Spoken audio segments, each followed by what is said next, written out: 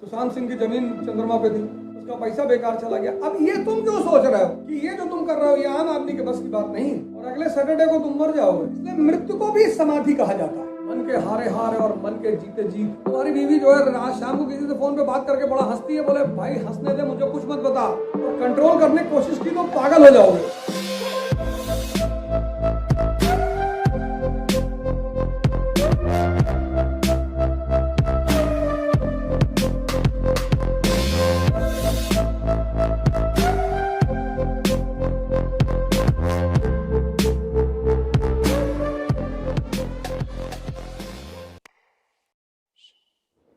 जब तक मैं अपने नाम के आगे काफिर लगा रहा हूं तब तक ये आपको सूचना है कि मेरा मन अभी जिंदा है और मुझसे बचकर रहिए, क्योंकि अगर मेरा मन जिंदा है तो मैं बेईमान भी हूं।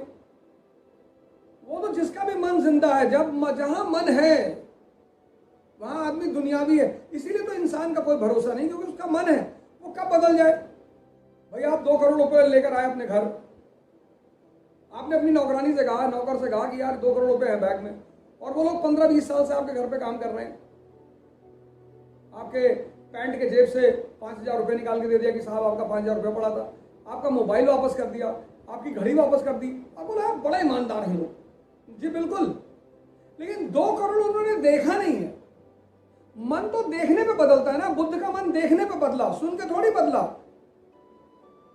इसीलिए तो हिंदुस्तान में फिलॉसफी को दर्शन कहते हैं। जब देख कर बदले, तुम देखते ही नहीं हो, तुम देखना चाहते नहीं हो, तुम तो मन को कहीं और उलझाए हुए हो। बुद्ध पढ़कर नहीं बदले, देखकर। इसलिए जब कोई कहता है मैं बेईमानी नहीं करता, मैं जाओ यार, उल्टी सीधी बातें मत करो, हट जाओ यहां से। जब तक इंसान का मन है, वो कब बदल जाएगा उसका कोई भरोसा नहीं। और आपने 2 करोड़ रुपए सामने रख दिया और आपकी नौकरानी के मन में विचार आ गया और बहुत स्ट्रांग आ गया कि अगर साहब के खाने में जहर लगा दे, सब मर जाए, तो हमारी बाकी की जिंदगी अच्छी हो जाएगी। गए आप गए। भगवान जो कृष्ण है, मैंने कहा ना भारत में भगवान पैदा होते हैं, क्योंकि जो भी आदमी सेंसेस से कॉन्शियस पे चला जाता है उसको हम दुनियावी मानते ही नहीं, हम उसे भगवान मान लेते हैं कि ये जो तुम कर रहे हो ये आम आदमी के बस की बात नहीं है। तो धृतराष्ट्र कह रहा है कि मैं भीम के गले मिलना चाहता हूं,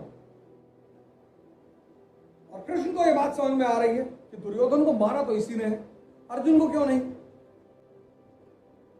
अर्जुन से क्यों नहीं गले मिलना चाहते, नकुल से क्यों नहीं मिलना चाहते, सहदेव से क्यों नहीं, युधिष्ठिर से क्यों नहीं, भीम से क्यों? क्योंकि फाइनली दुर्योधन को मारा है भीम ने,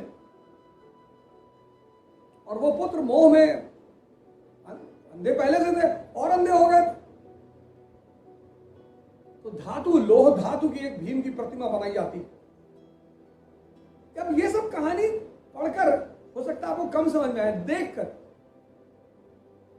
अगर आपका मन जागरूक होना शुरू हो जाए ना सर, आपकी 90% दिक्कतें खत्म हो जाएंगी। मन पर काम करिए।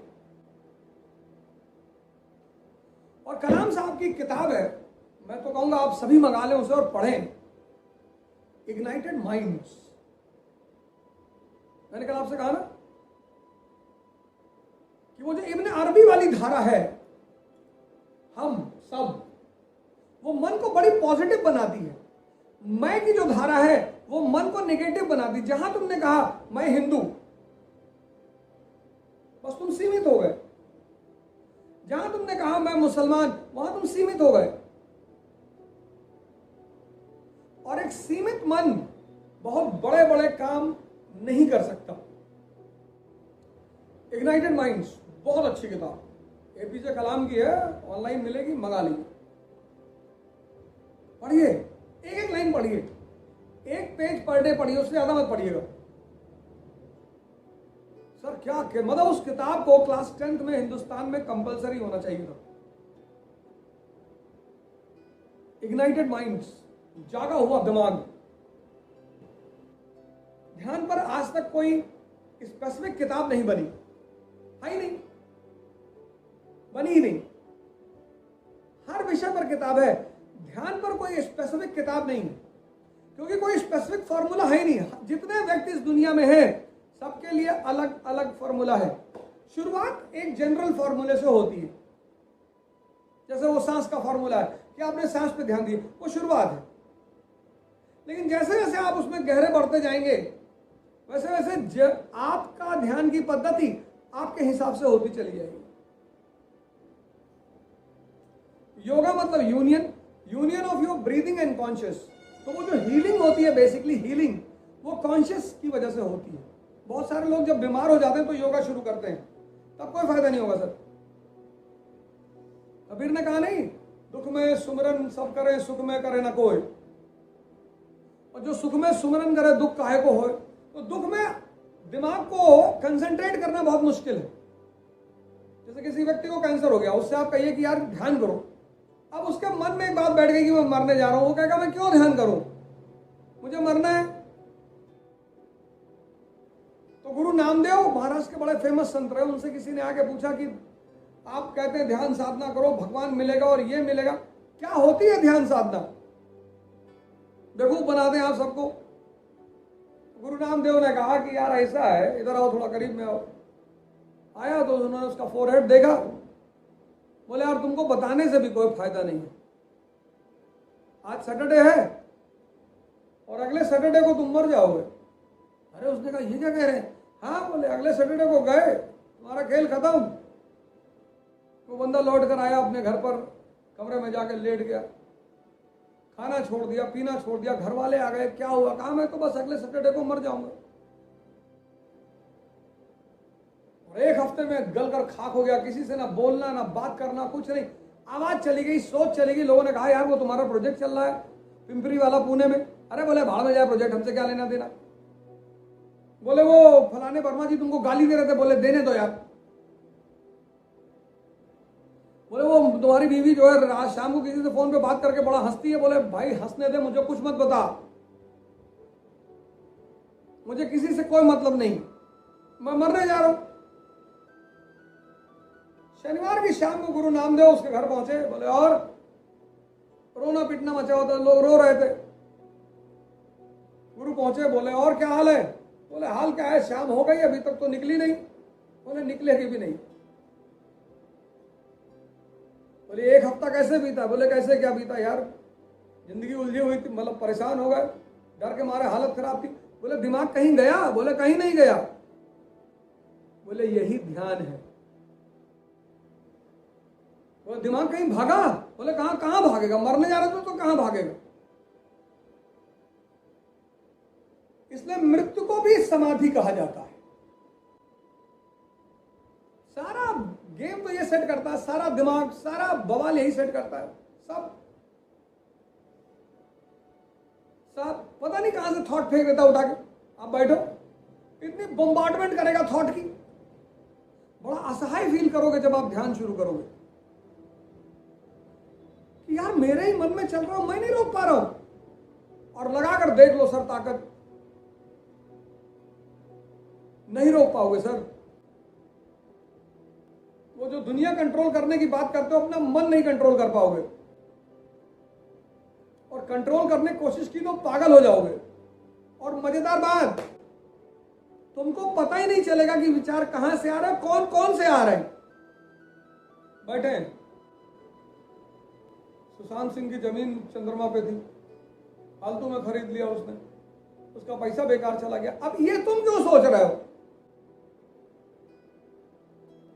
लेकिन वो है, वो फेंकता रहता है, ये ले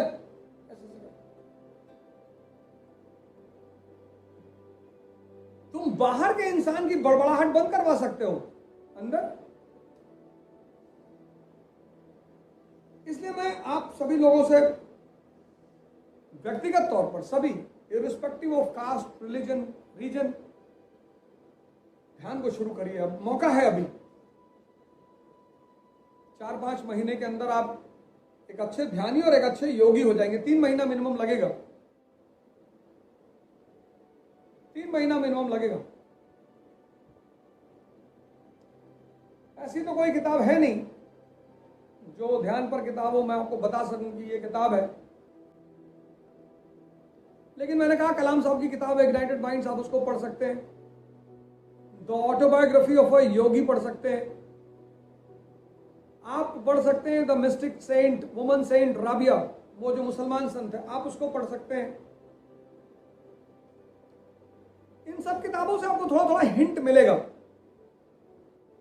इसीलिए तो पुरोहित जो तबका है, चाहे हिंदू पुरोहित, मुसलमान पुरोहित, क्रिश्चियन, ये ध्यान में नहीं बोलते, इनको पता ही नहीं, उसकी कोई किताब ही नहीं, आज तक कोई लिख ही नहीं पाया, सबने इशारों में लिखा, इशारों में।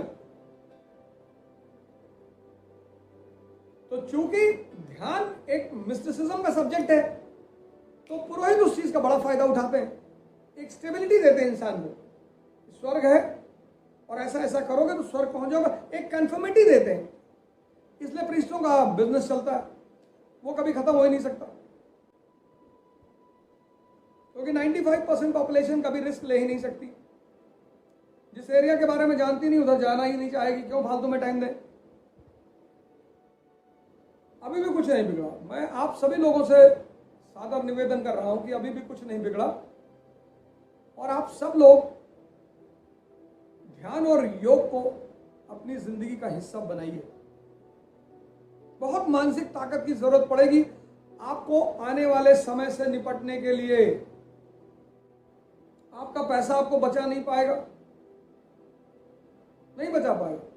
आपकी दुनियावी ताकत, पद नहीं बचा पाएगी।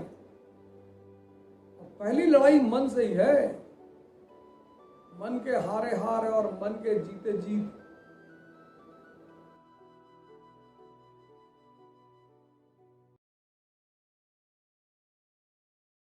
हमारे कानपुर में है इकरा आईएएस बाय ओझा सर, जो आईएएस और पीसीएस की प्रेपरेशन के लिए लाए हैं बेस्ट फैकल्टीज फ्रॉम दिल्ली। तो अब मतलब वो सारे के सारे लोग जो कि आईएएस और पीसीएस की प्रेपरेशन के लिए दिल्ली जाने की सोच रहे हैं ना, तो अब उन्हें दिल्ली जाने की बिल्कुल जरूरत नहीं है, क्योंकि ओझा सर की देखरेख में इकरा आईएएस लाए हैं new offline batches for UPSC IAS PCS के बाद join NCERT basics and GS pre का मेंस फाउंडेशन बैच सिर्फ और सिर्फ इकरा आईएएस, वो भी 9 नंबर क्रॉसिंग हमारे शारदा नगर कानपुर में है।